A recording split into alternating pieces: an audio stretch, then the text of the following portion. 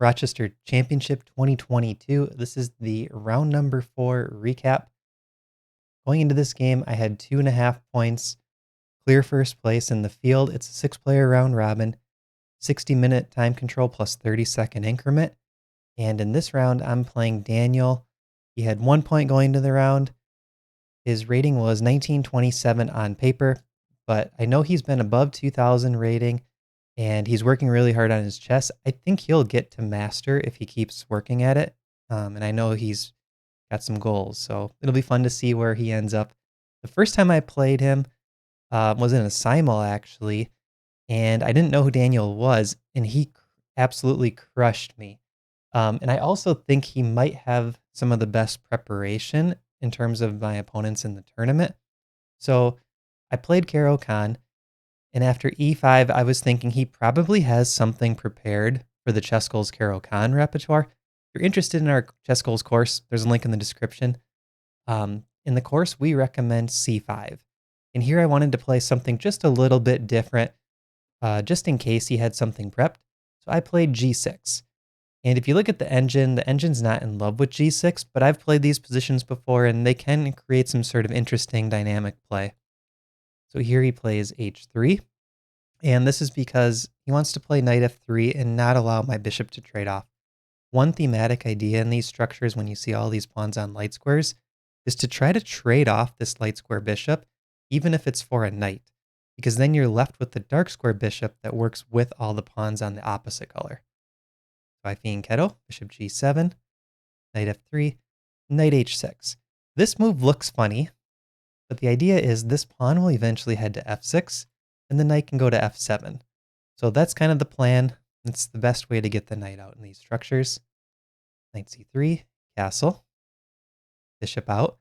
Now at this point I have to play f6 because queen to d2 is a threat, lining up both queen and bishop on my knight. And if the knight goes to f5, g4 could possibly be played, and that knight's in danger of being trapped. So when you see bishop coming out in this structure, you got to play f6, queen d2, and I drop the knight back. Here Daniel plays bishop to d3. And at this point, the white king is still in the middle, and I wasn't sure what to do. I didn't know the best way to play this. I looked at c5. I didn't like c5 because it felt like structurally this d pawn would be weak. White queenside castles lines their rook up. The computer says this is the way to go. And if d takes, for example, f takes e because this pawn is supported twice. And if taking here, I can take back with the bishop, lining up on this diagonal, and this is not good again because of e5. So that was a miss by me. c5 is a great move here, taking advantage of this structure and giving black a space advantage in the center with the pawns. Instead, I played knight to a6, and this is a positional mistake, and Daniel capitalized on it. He snaps the knight off because now you see these pawns are not very healthy, and this knight wants to head to a4, followed by going into c5, and that's going to be a monster knight. So even though I have the bishop pair, I can't open up the position if I can't play c5. So here he takes f6, I take back with pawn, castle. At this point, I started to think, okay, long term, I'm in a bad position on the queen side. That knight is going to head to c5. My double A pawns are bad. The C pawn's backward and it's weak. And this bishop is well placed hitting b8, so I can't put my rook on b8. So how do I counteract this imbalance advantage that white has on the queen side? I need to look to the king side or the center. The center has one open e file, but it's actually white that's going to control it more quickly.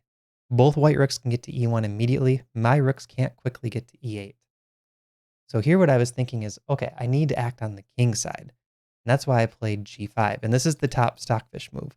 Kicking the bishop, thinking about maybe playing g4. Bishop goes back. And now I played g4 right away. The thing I didn't like about g4, and I didn't really look at it too deeply until after I played it, is this idea of take, queen f4. Now these pawns are weak, and I don't know if I really got much for that trade. So in hindsight, I think instead of playing g4, maybe I should have considered f5. Wait a little bit. Don't push that g pawn up just quite yet. And when I do push it up, it will be backed up by its buddy on the f file. All right, so g4 played takes, queen f4. And here I wanted to play dynamic chess. I have the bishop pair. I want to open them up. So I play queen d7 first, guarding the bishop. And then this is kind of the dynamic move, bishop to h6. And Stockfish really likes this. The idea is you give up the pawn and then bring the bishop straight back, because now we open up the rook. So I gave up the f-pawn for free. I'm not getting any material back immediately, but it opens up the rook and it opens up the bishop. It's a way to create play. Here I took on f3. The strongest move is knight to h6. And this is kind of a nice move. I'm not sure why I didn't play it, because now it lines the rook up here. So let's say this queen goes back to g3, trying to guard the knight, and take g3, take, and play rook f6. Now all of a sudden there's an attack. So not sure why I didn't play knight h6. Maybe it just felt a little bit too slow during the game, or maybe I was afraid of a queen trade. But it makes a lot of sense looking at it now. Double up on that f3 knight. So I took right away. Knight c5 played. Queen takes f3 would have been a little bit stronger, giving up this pawn. And then I play queen g4. That's sort of the only move, because I want to double the g pawn and the f pawn. So take, take, take, knight g5. At this point, white is up a pawn, but I have a pawn worth the compensation, so the eval is 0. We see this pawn attack and this pawn's attack. c3, that's the best move. Knight takes, king up, rook e8. So what I like about this position is currently white cannot put a rook on the e file. So I kind of felt like I had the initiative during the game, even though long term my structure is pretty bad. It's kind of this dynamic balance, initiative for long-term advantage for white. I sink my rook into e2, hitting the b pawn. e4, bishop h6, trying to get this guy active, get behind these pawns on dark squares. Rook here, bishop d2, rook b1. This was a bad move by me. Bishop takes c3.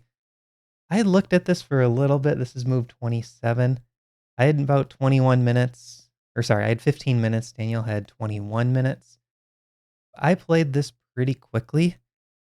Yeah, I spent 6 minutes on this move. So I did spend time on it, but I didn't really appreciate the fact that I would have to give up the exchange. I missed this knight a4 move coming up. So I took the pawn, rook b3. The idea is it's hitting bishop and knight. And after rook c2, for some reason I was thinking there's no good way to double attack this bishop.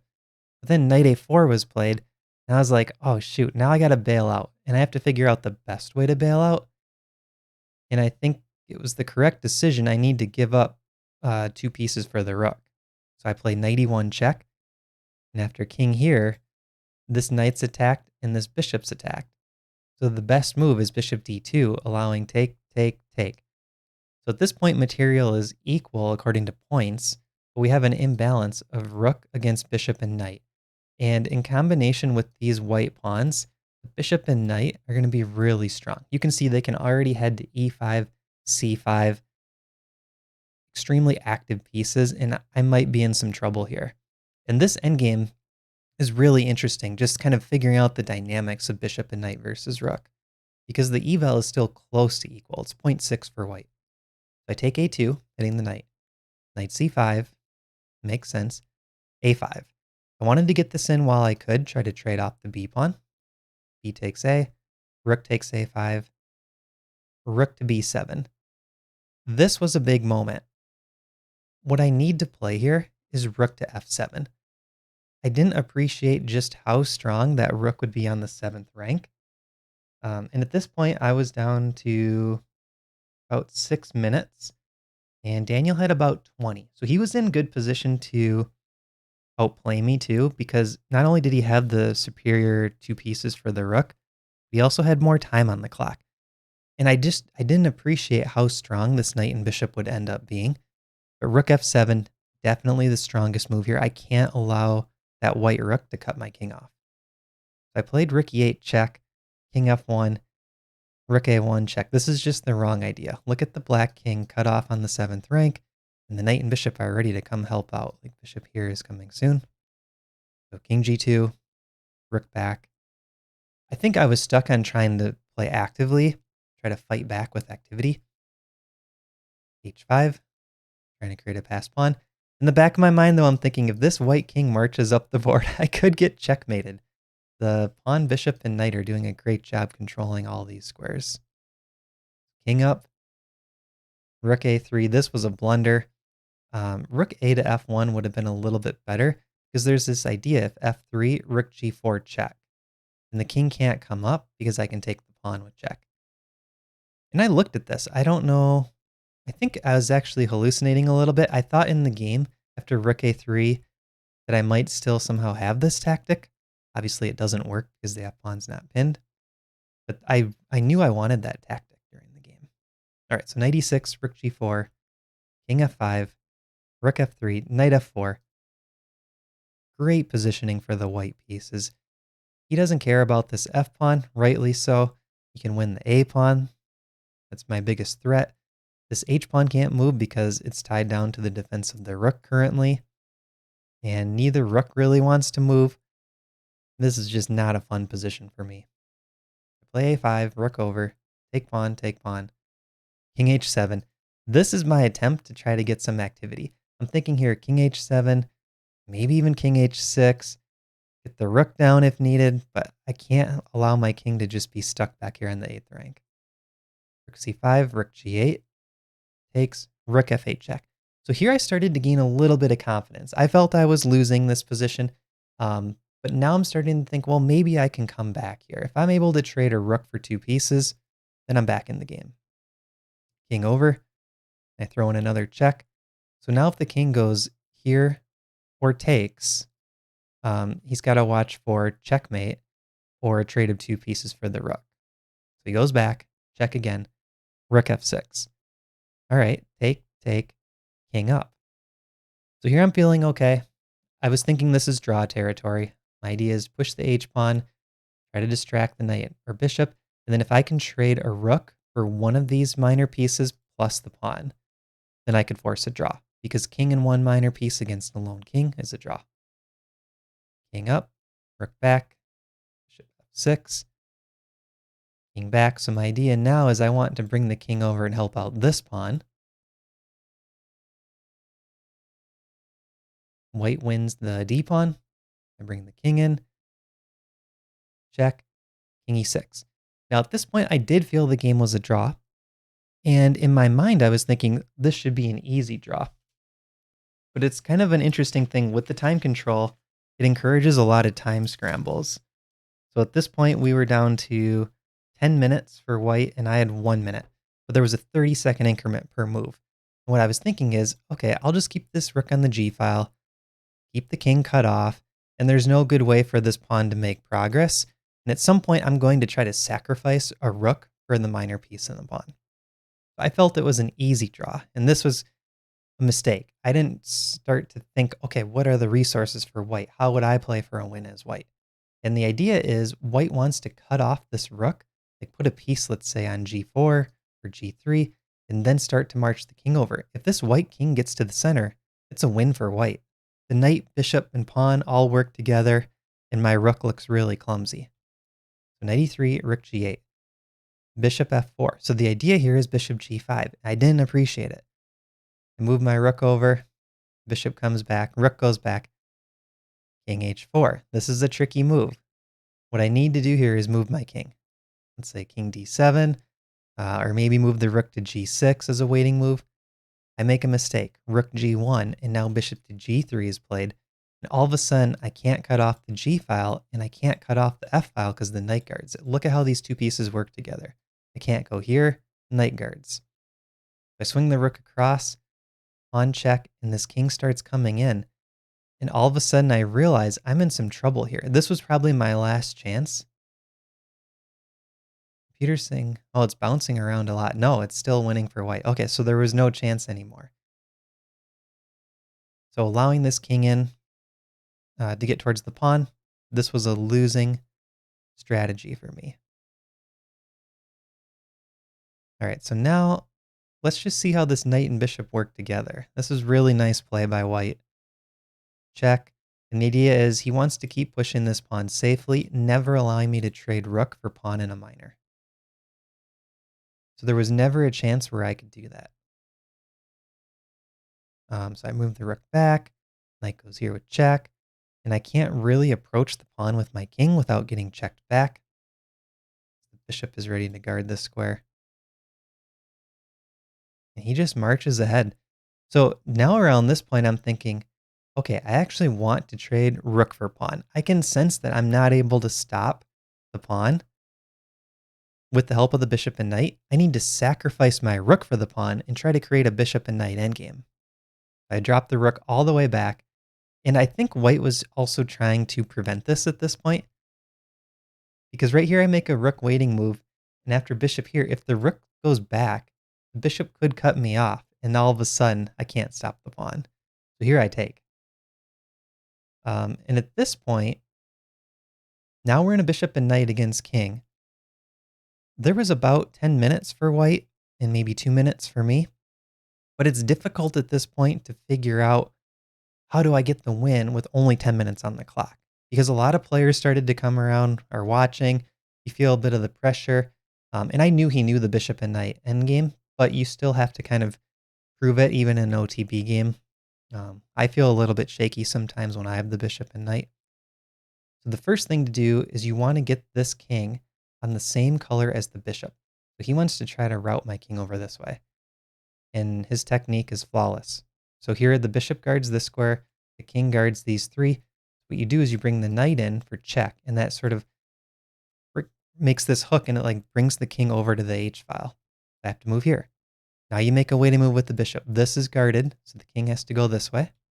And now bishop A7, guarding this square. King again has to move to the left. So now this is where it starts to look like the king could escape. He's running for freedom. But there's this nice move, knight to D5. And the idea is, after king E8, you move your king to E6. So he's showing that he knows the technique here. And if I go back to D8, there's knight to E7, guarding this square. So it keeps moving to the left. So I thought, all right, I'll try to run for freedom. But knight E7. So look at how this knight guards these light squares. And this bishop can drop back and guard these dark squares. The king guards these these three squares. So once this bishop lands on E3, this is all boxed in. And we could even go further. This king guards this, and the knight guards this. My king is completely boxed in, and he's heading towards the H8 square. I'm helpless here. King E8, king over. If I try to escape, there's bishop check. Doesn't help me. All right, so he works me over to the corner. This all looks good. Now at this point, the easiest thing to do is get this bishop onto H6. So what I would do in this position is move the knight away. After king here, bishop F8, bishop H6. Because when you get this formation with the bishop cutting across and the knight ready to land on the square on the other side of the king in one move, now it's a mate in two no matter where the black king is. It doesn't matter which square this king starts on, because you're going to have bishop check followed by knight mate. And if it were the other way around, if it's white's move here, let's say, you'd have knight check followed by bishop mate. So that's the easiest way to do it. Get the bishop next to the king like that. But with the time pressure, he tried to buy a little bit of time here with the increment, and he just wasn't quite able to get the checkmate. And fortunately for me, there was a stalemate here with knight to F7. So the knight guards H8, bishop guards F8, and we had a draw. But in terms of recaps for this game, yeah, I think it was a pretty high-level game, and I definitely felt outplayed both in the opening stage, kind of getting into that two pieces for a rook, and then I sort of almost saved it, but then went back to losing territory. So this was probably my worst game of the event in terms of performance, and I was able to get the draw, though, which kept me in a tie. No, this actually kept me in clear first. And then going into the last round, round number 5, I will be playing the other master in the event, Master Thompson. And if I draw that game or win, I'm guaranteed clear first place for $1,000. So stay tuned for that game. And I'm going to put a video up above that I've done in the past. It's the bishop and knight checkmate, so feel free to check that out, and I will see you in tomorrow's recap. Thanks for watching.